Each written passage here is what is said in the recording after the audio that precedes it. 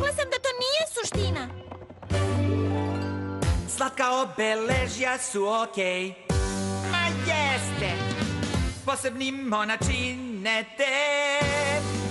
Ali baš to obeležje tvoje, stvari koje voliš ti, briše. Znači, nema više slikanja. Ni haiku poezije. Ne, nemoj, nisi u pravu. Nije dobro, ti hipnotišeš.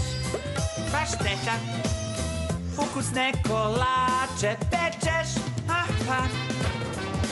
Možda ima mnogo stvari koje volite, mogućnosti su smanjene kad poneseš slatko obeležje. Bolje da ga nemaš, niko ti ništa ne brani. Bolje da ga nemaš, duha slobodnog ostani. Zato slušaj jer ne lažem ja, ne treba da imamo obeležja. Ako hoćeš da si svoj, trudi se da nemaš obeležje. Nijedno. Obeležja te ne ograničavaju. Samo ti pokazuju šta sve možeš da uradiš.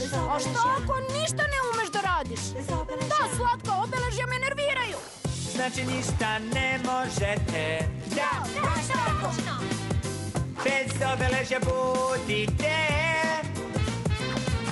Ne trudi se, budi samo svoj, ne lovi slavu obeležja.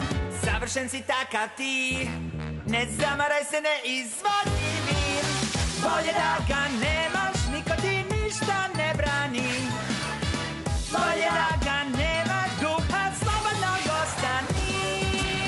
Zato slušaj jer ne lažem ja, ne treba da imamo obeležja. Ako hoćeš da si svoj, trudi se da nemaš obeležje. Nijedno. Bez obeležja, za uvek. Tako je bez obeležja, budite ponosni.